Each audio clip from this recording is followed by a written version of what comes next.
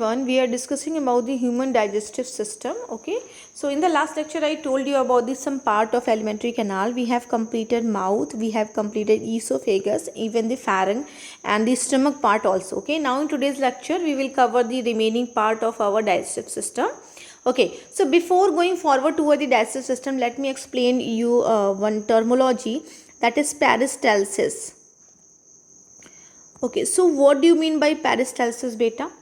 As I told you in the last lecture that in esophagus there are some muscles present, okay, and as well as in your stomach also some muscles present. In your stomach there is a smooth muscles present, okay.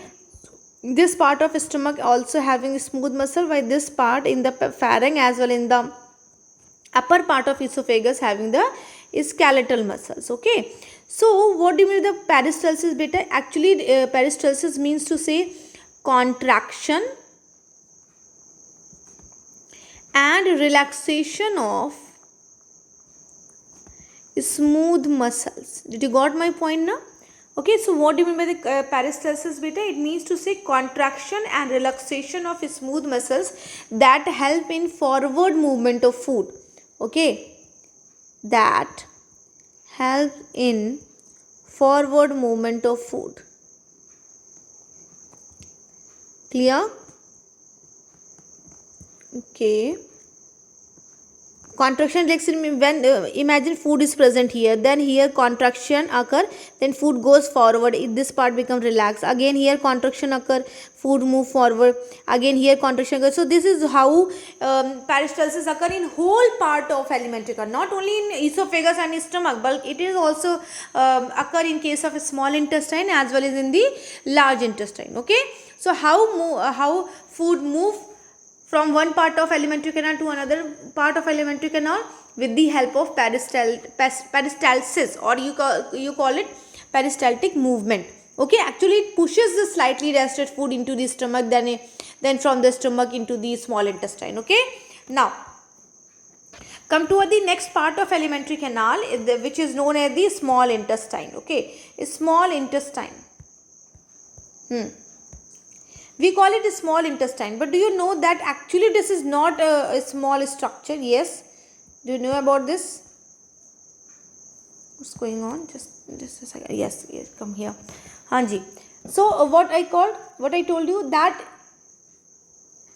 it is the largest part of alimentary canal. Okay, that in first point, this is the largest part of alimentary canal.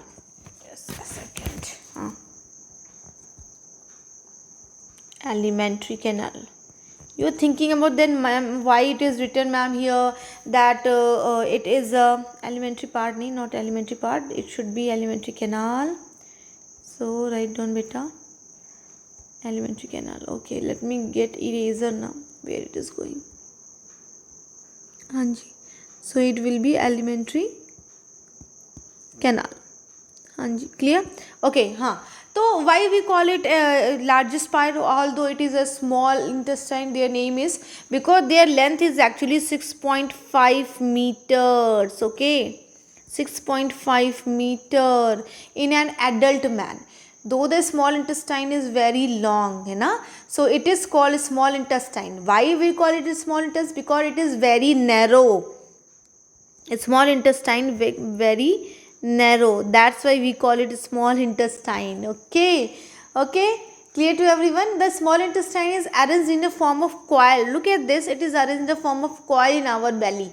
Okay, so please note that the length of a small intestine varies in various animals. It depends on the food in the type of food they eat. Is it clear to everyone? It depends on the type of food they eat. Actually it consists of a small intestine. It consists of three parts. Okay, so let's talk about the different part of a small intestine in detail. First one is the duodenum, second one is the jejunum, and third is the ileum. Okay, so duodenum. Let me write down something about the duodenum. Okay, so duodenum, it is a C-shaped structure. Look at the structure. Look at the part. Is it a C-shaped structure? And this part is connected to the stomach. Here stomach is located, So last part of stomach, that is pyloric region of stomach, it is connected to C-shaped structure, that is duodenum of small intestine. Okay, Clear to everyone? Yes. Why is now do you know that their length, what about their length? What is length of a small intestine? It is connected to another part of your small intestine, which is known as the jejunum. Yeah, look at this. Okay, so duodenum lead into a coil tube structure, which is jejunum. It is about 7 feet long. Okay, the last part is the ileum. Ileums, actually jejunum lead into the ileum. The internal wall is thrown into a number of folds. Here number of folds are present. Number of folds in this wall. If I'm going to cut this part, then you will find there a number of folds are present. Okay, which is known as the villi. Okay, villi, this increases the surface area for absorption. Okay, so write down one main point. I mean to say, write down one main function of a small intestine. The main function of a small intestine is known as the, write down their function. It is the chief site of digestion. Actually, why I am writing chief site of digestion and absorption? Chief site of digestion and absorption. What do you mean by this, beta? Actually, here maximum digestion is maximum digestion occur, means to say here carbohydrate, protein and fat digestion completed, while here maximum absorption also occur due to the villi are present, that will increase the surface area, na? Okay, villi are present. These are the fold like structure. Okay, so that's why it increases the surface area for absorption. Is it clear? Okay, now let's talk about next part of your digestive system, which is known as the large intestine. Okay, so large intestine, it is known as large intestine, beta, but it is actual a small structure. Okay, it is not large.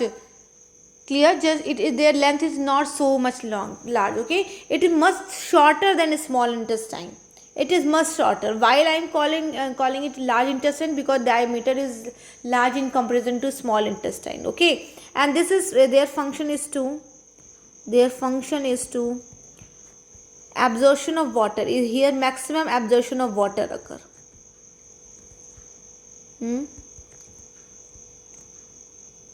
Maximum absorption of water occur. Okay, and it is also helpful in discharging the undigested waste material. How? Let me tell you about the different part of large intestine. These are, first part is known as the cecum. Okay, second part of large intestine is known as the colon. That is, it is divided into 3 parts. Colon, this part is the colon, beta. Okay, this is the colon part. So it consists of 3 parts: ascending colon, transverse colon and descending colon. Okay, clear? As well as sigmoid colon also. It is given in some book that sigmoid colon is present, and in some book it is not given. Okay, and the fourth part is known as the rectum. Okay, so cecum is the, let me write down it with another color. The cecum, this is the first part. Okay, colon, all these things are the second part, and the rectum is one of the third part. These are the part of large intestine. Okay, so what you observe here, beta, it is a blind sac structure. Is it a blind sac structure? Okay, so cecum is a blind sac structure. Okay, that in which here there is an opening of ileum open into cecum. Okay, from here there is a structure is arise a thread like a structure. Okay, finger like structure, finger like projection.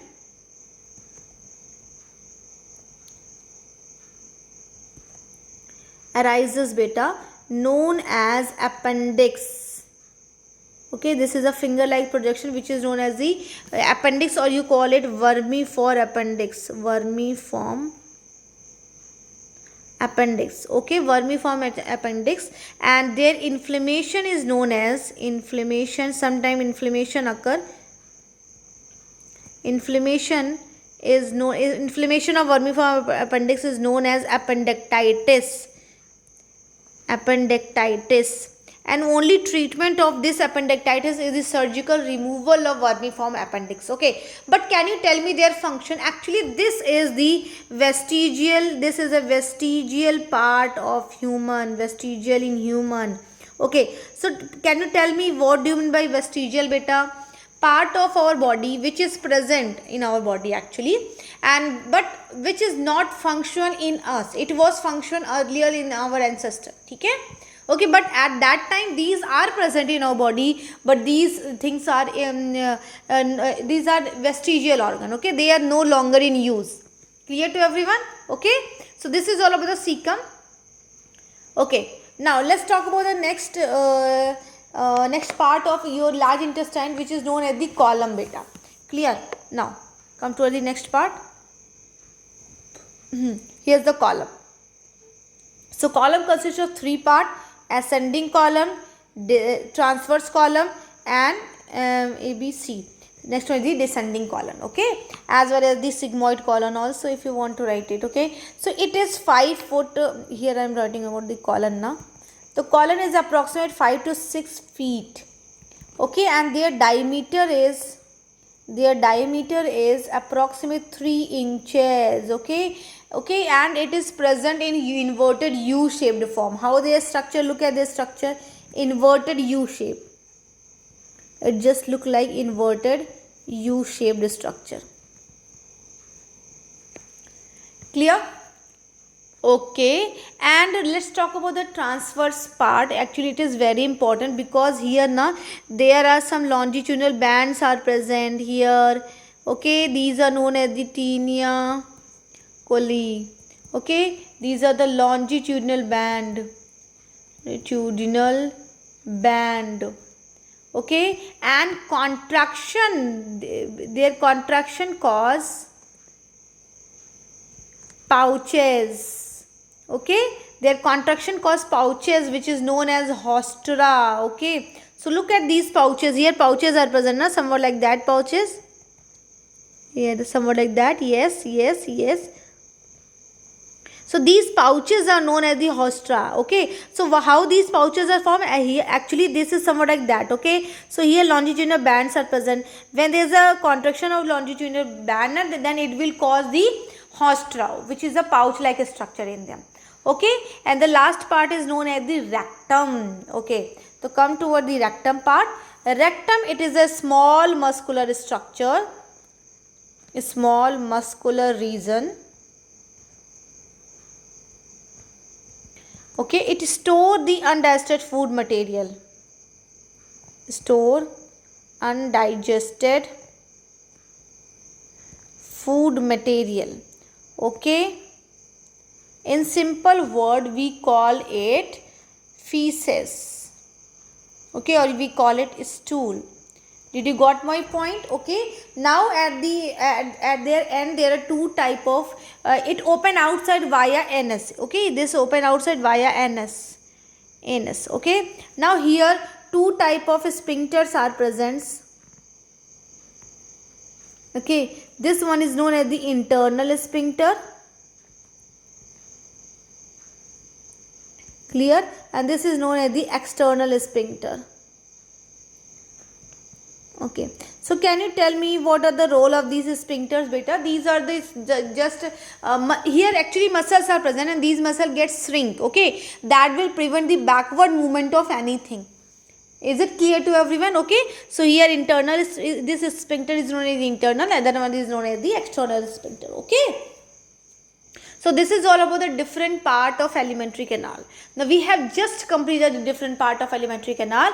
Come toward the digestive gland. Okay, so here we will going to discuss about the different type of digestive gland.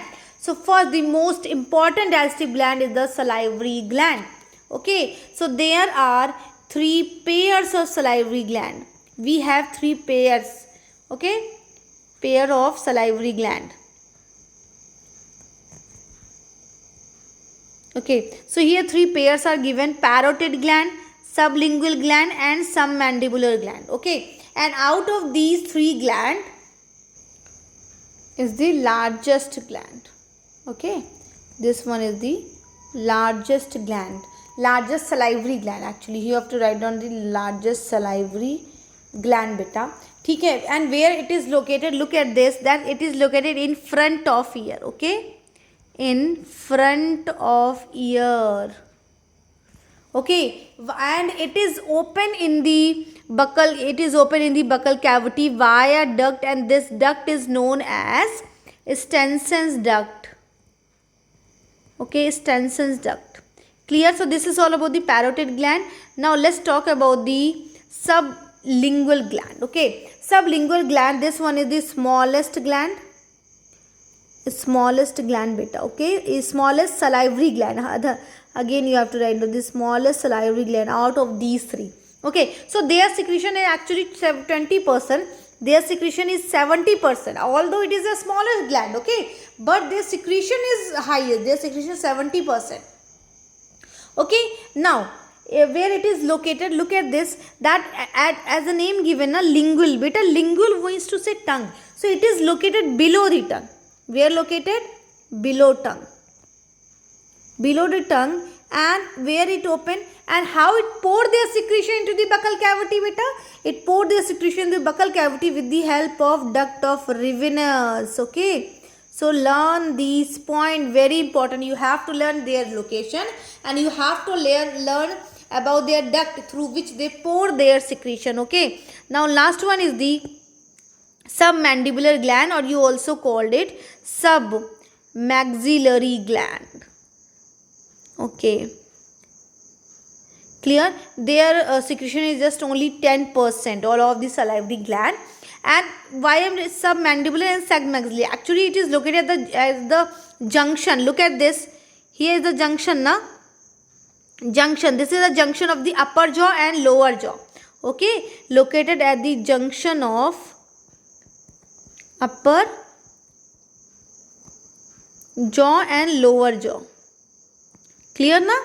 Okay. And how? Now the important thing, how they pour their secretion into buccal cavity? Via duct, which is known as Watson's duct. Clear to everyone? Okay, so this is all about the salivary gland. Now let's talk about their secretion, beta. So secretion of salivary gland is known as saliva, okay. So we have to learn all these points. We have to learn about the structure of any gland, then we will learn about their secretion, okay, because secretion is very, very important. Saliva, okay. So what are the pH of saliva? It is 6.8 pH, okay, and it contains some electrolytes, okay, it contains some mucus, it contains some antibacterial compound, antibacterial, or you can say antimicrobial compound, antimicrobial enzymes also, okay, so that they are they will kill any, if there is any foreign particle present into your food, okay, that food which you are eaten, okay. And the most important thing, digestive enzyme, the most important, this one is. So what type of digestive enzyme they contain? They contain a digestive enzyme which is known as tyline, or you also call it alpha amylase, or you also called it salivary amylase. ठीक है बेटा, keep this in your mind, okay. So saliva contain these digestive enzyme, and their role is in the digestion of carbohydrate, okay, digestion of carbohydrate.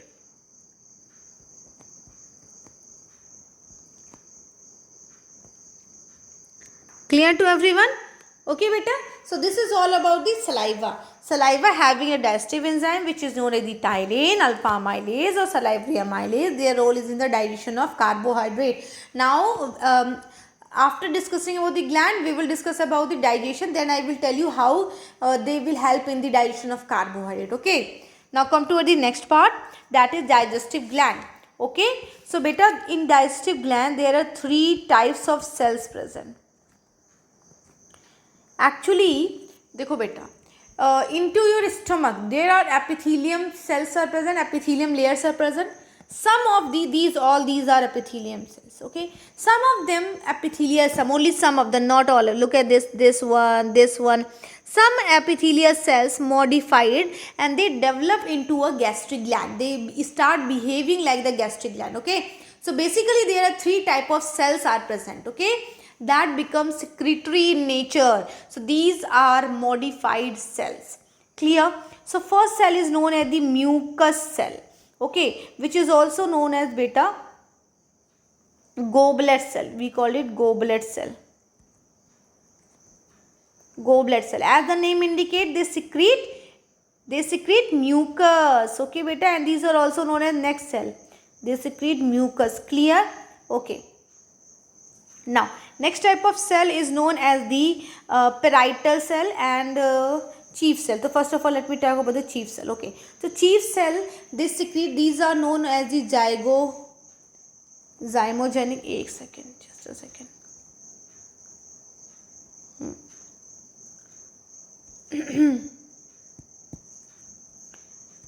Goblet cell. ठीक है, हाँ जी. So this is also known as zymogenic cell. Okay, as well as peptic cell. Clear, beta? So what are their secretion? Their secretion is known as the pepsinogen and prorenin as well as HCl. ठीक है, so these are their secretion. याद रखना, first cell is the goblet cell, second cell is the zymogenic cell, and third cell is the parietal cell. Okay, parietal cell is also known as the oxantic cell. ये ऐसे वाला था, oxantic cell. ठीक है, sorry, इधर HCl नहीं, here. That oxantic cell secreted HCl. Is it clear to everyone? Any doubt? ठीक है बेटा, zymogenic cell, chief cell या peptic cell secrete pepsinogen and prorenin. Oxantic cell secreted HCl. Okay, these cells help in the digestion of protein. Keep this in your mind. But keep in your mind one more thing, that both these cells are present in the inactive form. So who will activate them? HCl. Okay, HCl activate them. How? Let me write down here. Pepsinogen get activated by HCl, then you will get pepsin. Okay, clear? Say prorenin, it also get activated by HCl, then you will get renin. Hanji, clear? Okay, so here these things are present, mucus are present. And what are the role of mucus? Can you tell me? Yes, actually HCl, hydrochloric acid, this is so much acidic in nature. Okay, so it will cause a defect, it will cause an effect on the inner lining of stomach. Okay, so mucus protect the inner lining of stomach from the harmful effect of HCl. Okay, and HCl also, it mean to say, HCl maintain the acidic medium in stomach, as well as it act as a germicidal also. Okay, so there are three main role of HCl. What are the three main roles? It maintain acidic medium in stomach, it act as a germicidal, and it activate the inactive enzyme, that is pepsinogen and prorenin. Clear to everyone? Okay, done. Now let's talk about another type of cell which is known as the enteroendocrine cell and surface mucous cells. Okay, so these are the cells, actually argon typhus cell, gastrin cell, there are so many cells are present here. Okay, clear? But their digestion is under the, but these cells are important for the digestion. Okay, that's why I am telling you only about these three cells. Okay, clear? Now let's talk about the gastric juices. Gastric juices pH is equal to 1.5 to 2.5. It is highly acidic. Can you tell me why this is highly acidic? Due to the presence of HCl, whose pH is 0, whose pH is, yes, actually it is present 2 to 5 ml of HCl na? So who is this one? That's why it is highly acidic in nature. Okay, clear? Due to presence of HCl. Clear, beta? Now let's talk about another gland which is known as the liver. Keep this in your mind, that this is the largest endocrine gland of body.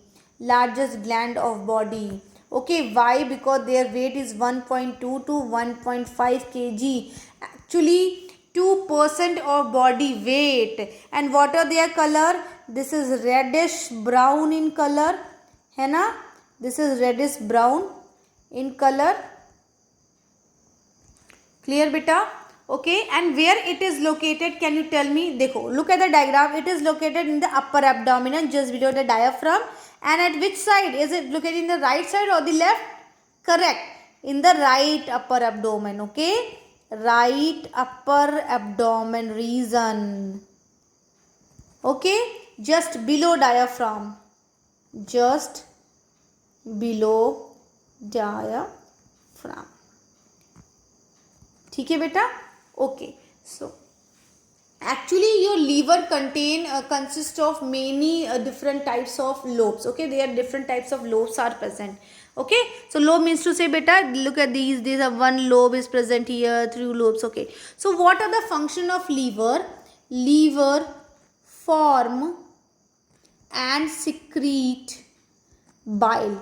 Okay, याद रखना ये चीज. Bile is the secretion of what are the secretion is bile. जैसे कि gastric juices secretion was the gastric gland secrete gastric juices, salivary gland secrete saliva, just like that liver secrete bile.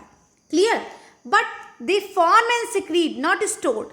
Okay, this bile is stored in gallbladder. Okay, it is stored in gallbladder, which is a green color structure. Look at this, a very tiny structure, this gallbladder. Gallbladder is green in color due to presence of bile. Because bile, what is the color of bile? Bile is green in color, and bile is stored in gallbladder. Okay, on demand it's secreted. Clear? So bile is continuously formed and secreted by liver cell and passes toward the gallbladder via different type of duct. Okay, so on demand bile is released by the gallbladder toward duodenum. Okay, toward duodenum.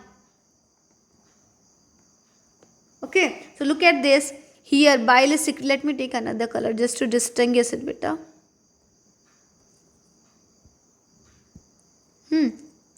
So here bile is stored, here bile is formed. Okay, bile is formed in the liver, and with the help of different type of duct, with the help of hepatic duct, okay, bile come into the gallbladder. Okay, and store here. On demand bile released from the gallbladder and goes into the duodenum. Look at this part. Okay, duodenum via common bile duct and via cystic duct it pour into the duodenum. Okay, and then here it start digestion of food. Is it clear to everyone? Okay beta, chalo. Now let's talk about function of liver. Okay, hanji. So first function of liver is the secretion of bile. So bile beta, let's talk about bile. It is green in color, whose pH is 8.6 beta. This pH is in the hepatic yani ki liver. Okay, this pH is in the liver when it is formed in the liver na? And after formation in liver it is stored in the gallbladder. So in gallbladder there is a slightly change in the pH, which is when it becomes 7.6. Okay, now bile contain bile salt. Okay, it contain bile pigment. Okay, bile pigment means to say beta it contain biliverdin and bilirubin. Okay, biliverdin is responsible for green color, while this is responsible for yellow color. Your feces, these are responsible for your feces, your urine. Okay, why your feces and urine are in that color? Due to the presence of biliverdin and bilirubin. Clear to everyone? Okay, now first function of bile is second function is the emulsification of fat. I mean to say they not help in the digestion of fat. Actually, there is no role in the digestion of fat. Actually, they just help in digestion of fat. How? Just the breakdown of large fat molecules into the beta smaller fat molecules. Okay, so that their surface area increases. Okay, and they will provide more space for the digestion of any enzyme. Okay, so that they will provide more space for the action of lipase. Clear to everyone? Okay. Now let me tell you one more important function, that it will help in the absorption of fat soluble vitamin. Yes, fat soluble vitamin, that is A, D, E and K in small intestine. Okay, and do you know also,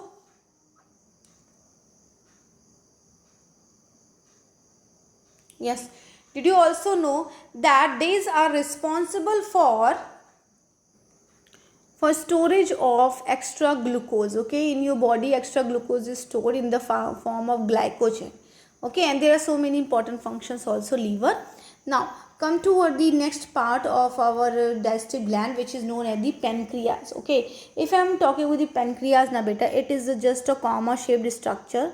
Okay, it is just a comma shaped structure. Okay, and it is a mixed gland beta. Mixed gland means to say beta, it act as a endocrine gland that secretes some hormones. Okay, as well as exocrine gland that secrete some digestive juices. So here this part is useful for us. Okay, this part is useful in this chapter, digestive juices. Okay, so we will discuss about these things. So their digestive juices, which is secreted by their exocrine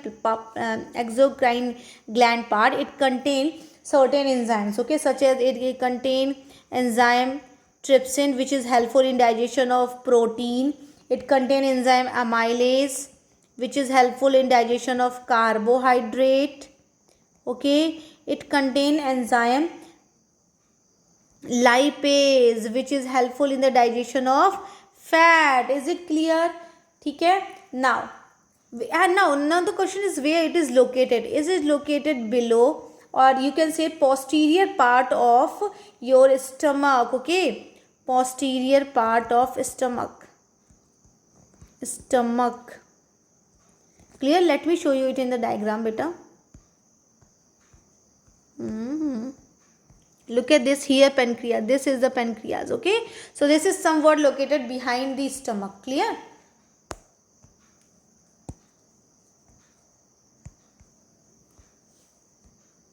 What happened to it?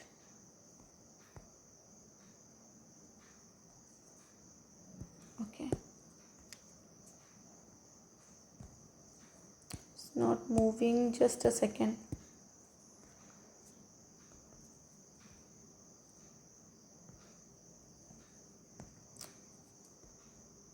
Okay, clear? So this is all about the pancreas. Now let's talk about the intestinal gland. Okay, intestinal gland is also known as the succus intricus.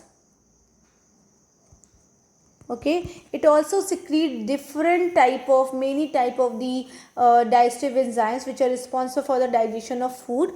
Okay, such as it contain the maltase,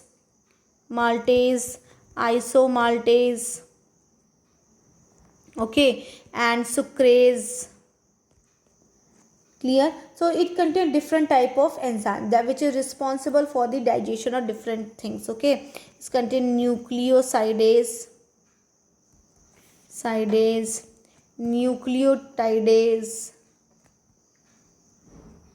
okay, and so many things, etc.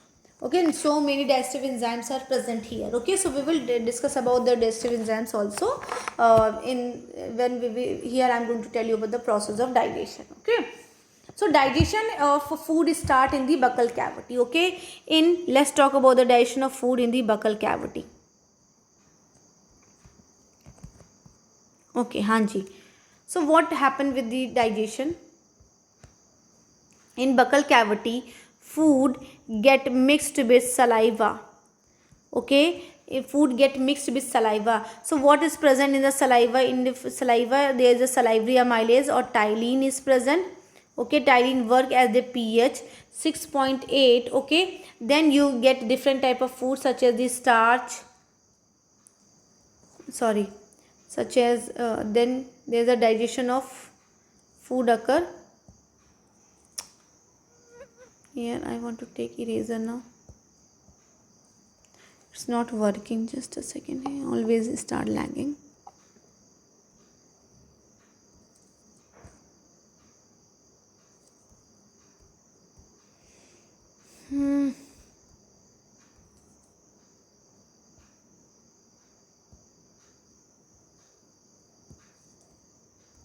Let me erase all these things. Okay, erase all. Yes, it's good.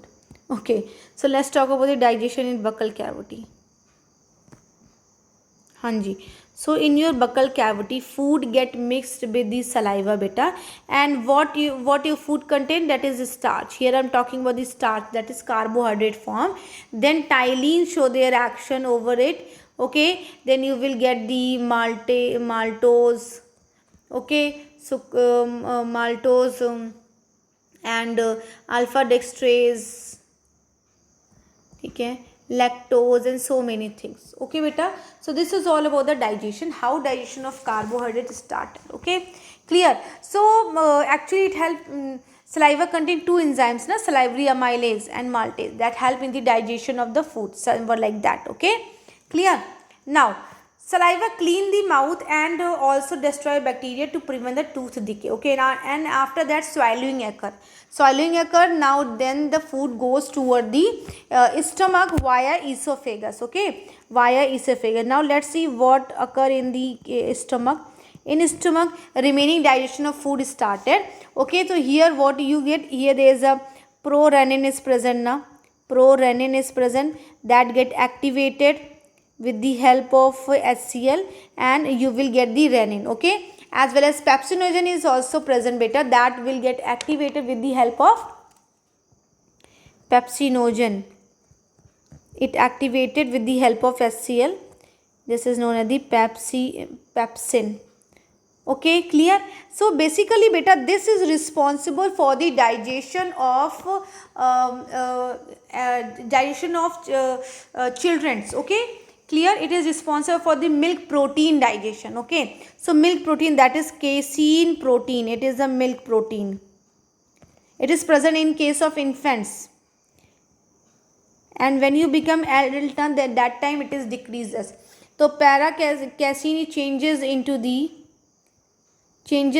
para casein with the help of casein. Okay, now this para casein, now remaining protein, if there is a protein present in our body, then it will digested from pepsin. If you are drinking milk na beta, then the milk is digested with the help of renin, and if you are drinking another thing, then it is digested with the help of pepsin. Okay, that is peptones plus proteases. Okay, so because of the churning and mixing of the gastric juices and partial digestion, food in the stomach is converted into a thick paste, and this thick paste is known as chyme. Okay, and here when the food mixed with the saliva, this is known as bolus. Okay, now let's talk about the digestion in case of stomach. Then the food goes into the small intestine. Let's see what happen in case of a small intestine beta. Yes, in this small intestine, actually there are three juices are poured beta. Look at the diagram. This is your stomach. Okay, and here the duodenum is present. So in this duodenum, three juices are poured. Okay, one juices is poured with the help of bile duct. Bile duct pour their juices, and here there is a pancreas present. Now the pancreatic juice pour their secretion here, as well as intestinal glands self pour their secretion here. Okay, so what type of digestion occur here? First of all, as you know, the bile is responsible for the emulsification of fat. Okay, now here starch digestion occur. Starch. So with the help of amylase, it convert into the maltose. Clear? And then peptone and proteases, because it is partially digested food, beta, not completely digested food. Okay, so these are the partially digested food, these are also partially digested food.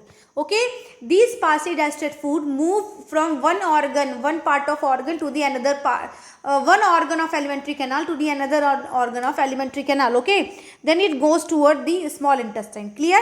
And in small intestine, remaining digestion of starch started, as well as remaining digestion of peptone started.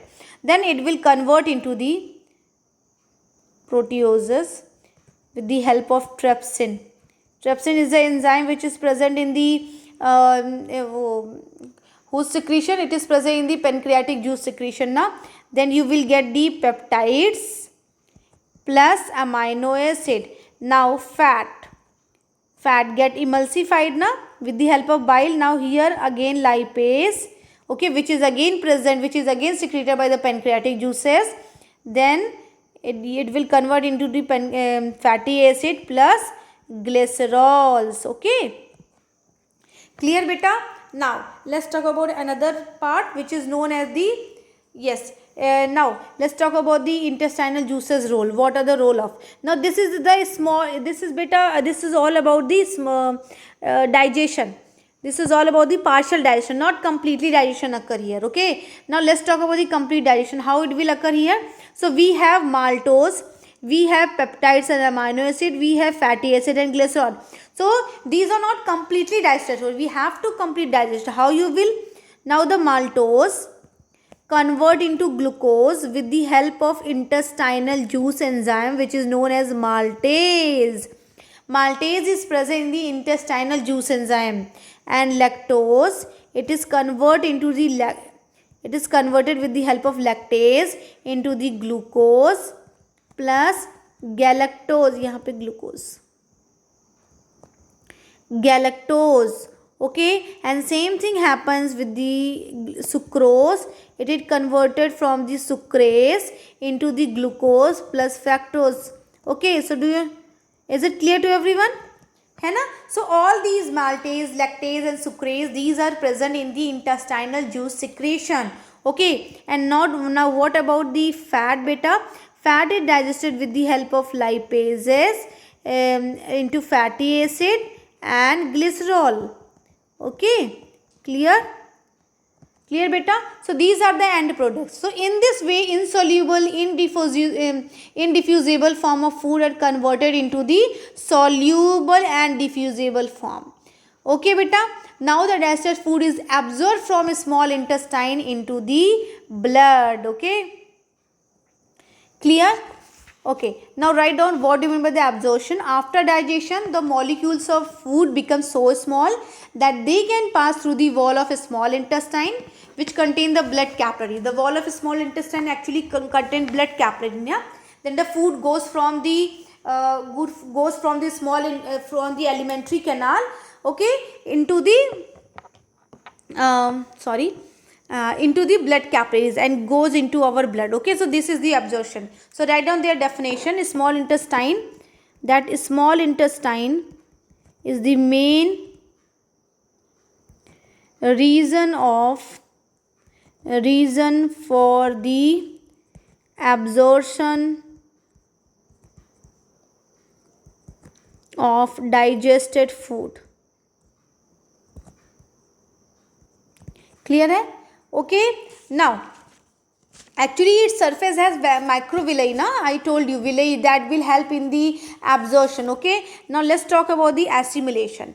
The blood carries digested and dissolved food to all parts of the body. Okay, now write down blood carries absorbed food to all part of body. Okay, clear? Now these absorbed food or digested foods are used by the body cells. Okay, used by body cell for energy. So this is known as utilization of digested food by the body cells is known as assimilation. Okay, and last is the digestion. egestion means to say beta defecation. Okay, so the part of food which we cannot eat be digested by our body. So this undigested food cannot be absorbed in a small intestine. So the undigested food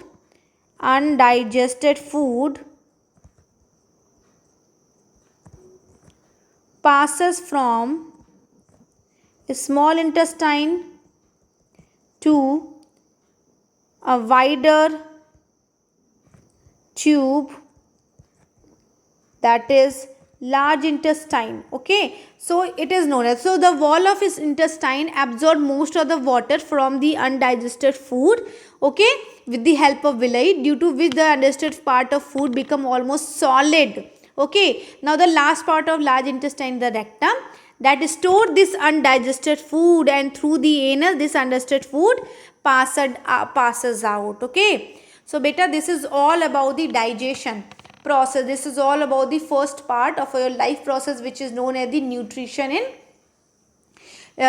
in human being, that is the human digestive system is completed. Okay, so that's all for today. Thank you.